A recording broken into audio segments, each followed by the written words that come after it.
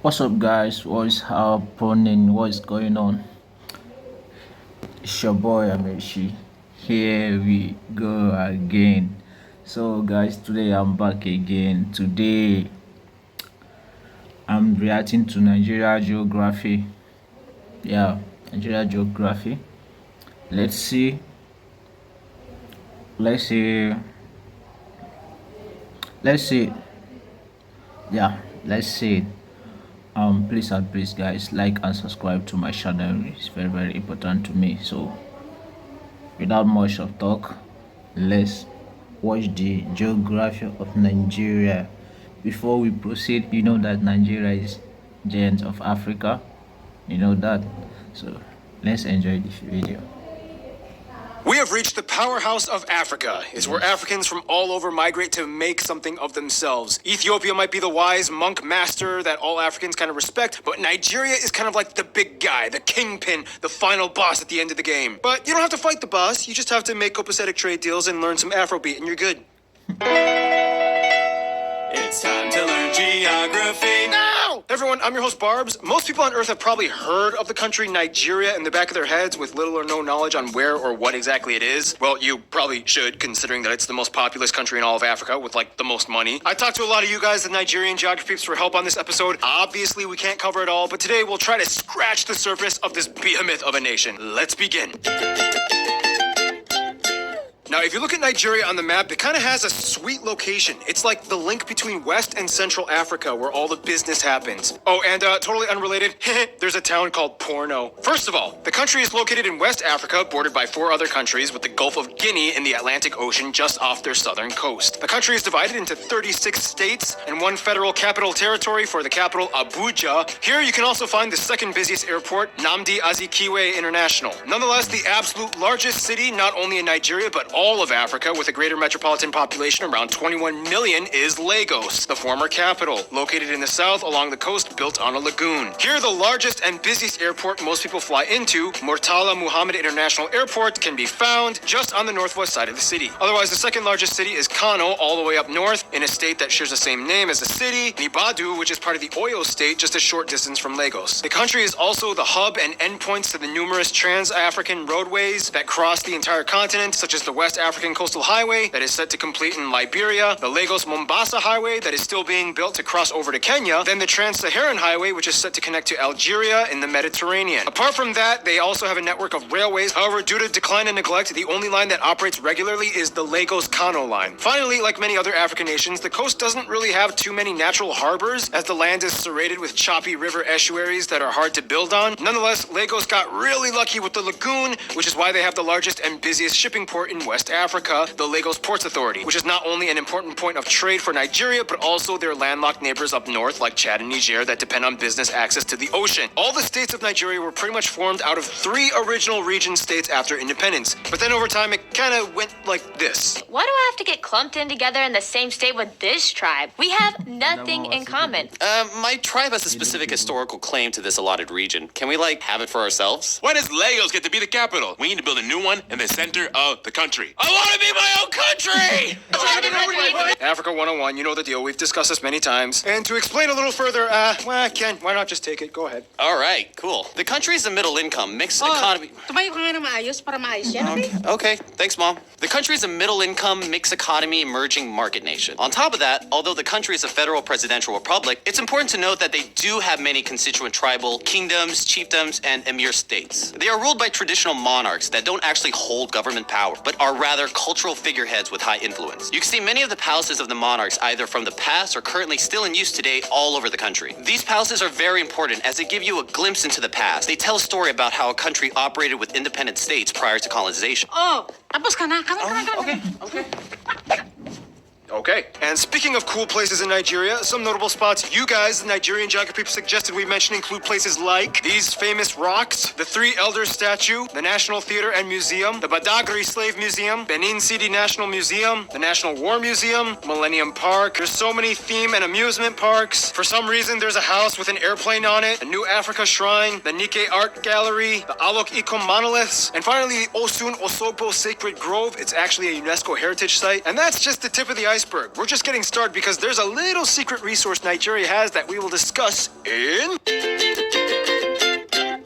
Now, when you look at countries with high populations, they all kind of have something in common when it comes to their land. Really good water sources that can irrigate lots of their land. And Nigeria kind of checks off on that option. But there's a little something extra. First of all, the country is generally flatter all around with small rolling hills until you get to the central and east parts. In the center, you find the Jos Plateau with a wide array of eroded rocky boulder hills. Then you go to the northeast with the dry arid highlands known as the Biu Plateau. Then you go to the border with Cameroon and find the Mandara mountain chain that extends into the Mambila Plateau. Here you can find the highest peak just by the border with Cameroon, Chapal Wadi. The longest river is the Niger River that flows southward, emptying into the Gulf of Guinea, creating one of the largest delta networks in the world. This river estuary is sometimes called the oil rivers. Now, this is one of the most important regions of Nigeria as it holds much of their economic wealth through the petroleum industry. Pay attention to this area. The river is blocked up in the north, creating the largest body of water completely within Nigeria, the Kainji Reservoir. Created by the Kainji Dam, however, the largest shared body of water would be Lake Chad in the east, split amongst 4 nations, and unfortunately, it has been drying up over the past half century. It's important to note, though, that the Niger River meets a fork with the second longest river, the Benue, in the east. This tributary essentially splits the nation into 3 parts, which has been one of the biggest factors in influencing the people groups of Nigeria. We'll talk more about this later, though. The country has 4 main climate zones: the wet monsoon region along the end of the Niger River Delta, the largest chunk being a tropical forest and savanna region up north, and then you get the warm semi-arid dry regions, and finally the furthest northeast corner has a warm desert climate. This is the driest and hottest area of Nigeria. So taking all of that into account, you can see how the land of Nigeria is not only diverse, but the list of resources that come with it are quite broad as well. And with that being said, Yes. To be honest, Nigeria blessed with a lot of resources. Yeah. I say that Nigeria has everything to be like Dubai or file or pass Dubai itself, because Nigeria have a lot of things, but only problem Nigeria have is management, government, because I don't know what is wrong with Africa politics. Every time they are in office, every time they are in a power, they are forget about the people, they are forget about the future. They are just focusing on their pocket, what they would put in their pocket. That is not good, man. Nigeria blessed with a lot of resources. Yeah, it's saying the truth. said, here's Noah to explain. All right. Now, as mentioned, Nigeria is the largest economy in Africa, surpassing the $1 trillion GDP purchasing power parity mark. It is labeled a 3G country, or one of the 11 growth potential economies that the world is watching. However, it is important to note that the country still has a lot of confusing disparities that conflict with each other. It's kind of like this. Hey, I mean, we only have about a 15% debt to GDP ratio, which is not bad considering our size. You know, we're generating more on average than we spend. Yeah, but there's large gaps in wealth distribution. The average GDP per capita hovers around 6,000 a year or so, and somewhere over a third of the country falls within the poverty line. Hey, for the African continent as a whole, 6,000 a year is not too bad, okay? We are the largest petroleum and crude oil provider in Africa, 12th in the world. We've diversified our revenue sources and eliminated our bilateral debt under the Paris Club. Yeah, but our agriculture sector has not caught up with the domestic demand and population growth. We have too much of a fixed dependence on the petroleum and energy sector. And it's like, what, 78% of our exports? Which, by the way, has polluted our river systems and caused insurrection groups in the South. Way to go with handling that. Will you just shut up and be happy we're making more money? Will you just, shut up and manage the money better? Look at Nigeria. They really are blossoming into a world market player, aren't they? About a third of the population works in agriculture, which makes up about 18% of their GDP. They rank 6th worldwide and 1st in all of Africa in terms of farm output. They are the world's largest producer of yams, cassavas, and taro. Nigeria is incredibly diverse in flora and fauna. It has around 4,700 species of plants, 940 species of bird, and 290 mammal species. Nigeria also claims to be the nation with the largest variety of butterfly species on Earth. And to finish off this... Wow, I didn't know about this one. Largest butterfly. Yeah, wow. segment, like we always do, food. And each people group and region has its specialty. One thing Yes. they all usually have in common, though, is fufu. You can find this with many meals served, such as gari, isue, gala sausage rolls, suya, fried plantain, meat pies, puff puff. These soups. And every Nigerian will say jollof rice originated here, and it is the best. Yeah, you would. Yes, Ghana. Shut up. Ghana people, shut up. Nigeria has the best jollof rice. No doubt about it. Just forget about it. Nigeria has the best jollof rice in the world. Yeah. You would say that Nigeria. Wait for my episode. That's a story for another time. But now we gotta move on and talk about. Why, thank you, Noah. All right. When it comes to Nigeria, there isn't a single story, but more like hundreds of mini chapters all woven together like Frankenstein in a weird epic novel that makes no sense. First of all, as of 2019, the country has just passed 200 million and is the 7th most populous country in the world, and about 1 in 6 Africans is Nigerian. The country has over 250 ethnic groups. However, the 3 largest groups are the Hausa Fulani at about 30%, the Yoruba at about 21%, Igbo at around 19%, and about 25% are made up of various other ethnic groups, most notably ones like the Tiv, Ijaw, Kanuri, Ibibio, Igala, and so on. Whereas about 5% are made up of non-Nigerian Africans and non-Africans. They use the Nigerian Naira as their currency, they use the types D and G plug outlets, and they drive on the right side of the road. Now from here, we have a lot to cover and it only gets more complicated. First off, language. As a former British colony, English became official. In fact, they are the 3rd largest English-speaking nation on Earth after the USA and India. However, Nigerian Pidgin English is more commonly spoken as a lingua franca. Here are some of you guys, the Nigerian geographies, explaining. Like if someone to ask you how you doing, they tell you how far. You the make sonar, you're looking beautiful. Dash me. Dash means like give me something or gift me something. How your birthday do you? How are you feeling? No wahala.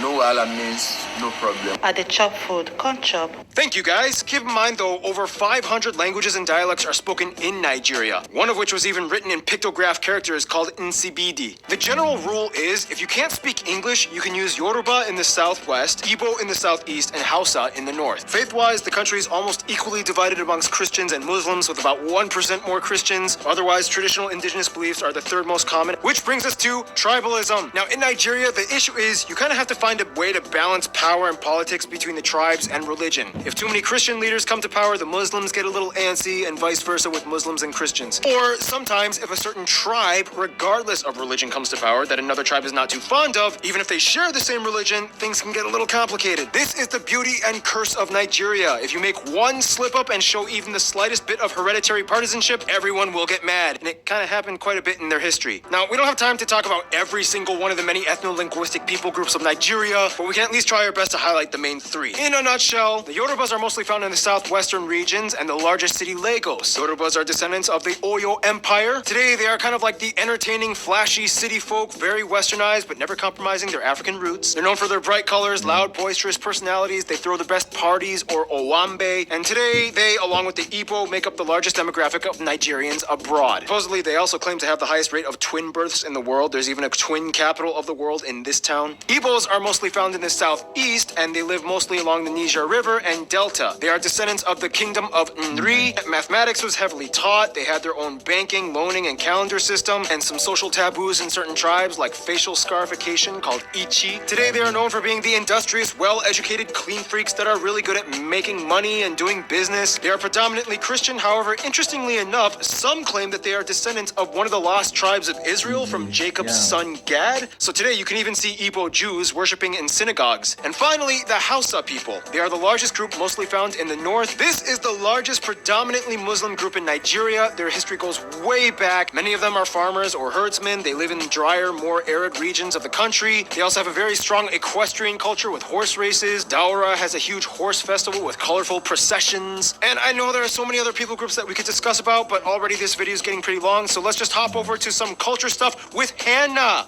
Where's Hannah? Oh, jeez, I have to do everything myself. If there's one thing If there's one thing Nigeria specializes in, it would be festivals. Some of the big ones include the Argungu Fishing Festival, Ayo Masquerade Festival, Igbos have a huge yam festival, and so on. Weddings are taken very seriously. It's customary to spray the bride and groom with money and everyone dances. Nigeria is also home to Nollywood, Africa's largest film market and third most valuable market in the world behind Hollywood and Bollywood, with over 2,000 film companies producing about 50 to 200 movies a week. And finally, the one thing that unites them all, no matter what region, tribe, or religion you are, is soccer or football. Nigerians treat the sport with utmost pride and honor. The National Football Federation, team known as the Super Eagles, has won 3 African Cups, and they often participate in the World Cup and once ranked 5th in the world by FIFA in 1994. Okay, I'm going back. Thank you, Hannah. Thank you, Hannah. Now, before we move on, many of you Nigerian geography peeps did also ask that I don't sugarcoat this episode and that I do bring awareness to some of the controversies that the country faces. As many of us already know, the jihadist terrorist organization Boko Haram was founded in Nigeria in the north and has been a constant issue that the nation has been dealing with. Many of you also wanted me to mention the ridiculous government scandals with embezzlement of funds. The governor of Kano was caught on camera taking a bribe, but it was dismissed. And one lady claimed that over $100,000 went missing because a snake ate it. And finally, no shocker, we all know about those infamous Nigerian Prince 419 scams. Nigerians are sick and tired of hearing about it. They've heard all the jokes. You know the deal. Oh, what's this? Email with slight spelling or grammatical errors? Hello, good sir or madam. I am a totally real rich person from England. I'm a real sir, madam. I want to give you $4 million because I am dying, and it is my final wish that a good person like you should receive my inheritance. I just made $4 million. However, all my money is in a box guarded by my good friend in West Africa. That totally makes sense to me. It's so not suspicious. Therefore, all I ask is that you pay the shipping fee of $500 to send this box over to you. Pay $500 and make $4 million? It's so good and it's true. Sincerely, a totally real rich British person. Wait, first they said England, and now they say they are from British. Something doesn't make sense. Who needs the dark web when you have Craigslist? Otherwise, we gotta move on. History, in the quickest way I can summarize it. Nok culture, Oyo kingdom. Meanwhile, the empires of Benin and Edo people are going on. Bam, Hausa kingdoms. Meanwhile, kingdom of Nri is going on. Igala and Jukun kingdoms just up north. Some intertribal fighting. Europeans make first contact. Slave trade. Sokoto Caliphate took over in the north. British take over Lagos. Later, southern Nigeria. Then they take over the Sokoto Caliphate. Indirect rule to native rulers. 1960 independence. Oil is discovered, civil war, assassination of this dude. That led to a series of coups and counter coups, oil crisis with insurgent groups in the 2000s, new Hausa president voted in, they surpassed 200 million people, and here we are today. I asked you guys, the Nigerian geography peeps, to give a list of some of the most notable people from Nigeria, and here are some of the people you mentioned. Queen Amina, Benjamin Nnamdi Azikiwe. There's a ton of musicians like these people. However, one of the most notable ones is probably Fela Kuti. His mom was actually a chief and arguably even more famous than him. A ton of soccer players and pretty much anybody on the national team, the Super Eagles. A ton of basketball and U.S. football players. Emmanuel Efeajun, Anthony Joshua. So many actors like these people. I'm sure you've probably heard of many of them. Ngozi Okonjo-Iweala, Ameo Adadavo, Margaret Ekpo, Agbani Darego, Sir Lois Odumegu, Aiko Dangote, and there's a ton of famous writers like these people. However, the most famous one is probably this guy, Professor Wole Soyinka. Whew, yeah, lots of famous Nigerians. They're all over. And speaking of all over, let's discuss the way they interact with the rest of the world, shall we? As a major key figure not only in Africa but the world, Nigeria has a lot of current and future ambition when it comes to global interaction. First of all, the UK and US have the largest Nigerian populations outside of the African continent. Obviously, being an Anglophone nation helps. Today, they are part of the Commonwealth of Nations. They have huge business deals, and the US works alongside Nigeria in counter-terrorism efforts in their own country, as well as Africa as a whole. In Asia, China and India are vying for more partnerships. India is their largest export partner. About 20% of all all of India's crude oil comes from Nigeria. However, China is the largest import partner. In 2006, former President Hu Jintao visited Nigeria and signed a memorandum of understanding to establish strategic partnership deals, and they have supported Nigeria's bid for a seat in the UN Security Council. As a founding member of the African Union, they've always been an important link to the mainstream African geopolitical structure. They generally get along with all their West African neighbors. It probably depends on who you ask. On the borders, Benin and Cameroon have the most Nigerians living outside of Nigeria. For Benin, many of them are Yoruba, and much of Benin's economy depends on Nigeria as well. In Cameroon, many of the eastern tribes like the Ibibio are found. However, there's a little bit of tension over oil rights in the Bakassi Peninsula back in the early 2000s. Nonetheless, most Nigerians I have talked to have said that in the end, as much as they love competing and mocking them, Ghana is probably the best friend with such a long love-hate relationship. Not only do they share much historically in trade and colonial ties, both being under the British, they are also both English-speaking and have lavish ancient kingdoms and traditions. They also love to try and outdo each other in everything: sports, money, prestige. It's a total reputation bluff. Nonetheless, on a personal level though, when a Ghanaian and Nigerian meet each other, there's just this immediate click that nobody can quite describe. They love each other, they get each other, and hands down, they will always be there for each other in the end. In conclusion, you cannot talk about Africa without mentioning Nigeria. It has played such a key role in molding much of the entire continent. It's big, it's loud, it's crazy, it's colorful, it's musical, it's hardworking, it's got quite a story. Stay tuned! Norway is coming up next. Yes, guys, that's geography of Nigeria. Well, yes, I like what he said, that at the end, yes, no matter what, Nigeria, Ghana are 5 and 6. Serious, Nigeria, Ghana is very as in we are like brother. We are like a blood brothers. Ghana is true that Ghana is no border with Nigeria, but we love Ghana more than those people that are around us, like Cameroon, Benin. No, Ghana every time, every day, every night. Nigeria love Ghana day and night, and to Ghana love Nigeria day and night. If you go to Nigeria now, you will see so many Ghanas. If you go to Ghana, you will see so many Nigerians. Nigeria and Ghana are 5 and 6. Yeah. So guys, that's where we hold it. See you on this video. Please like and subscribe to my channel. Peace out.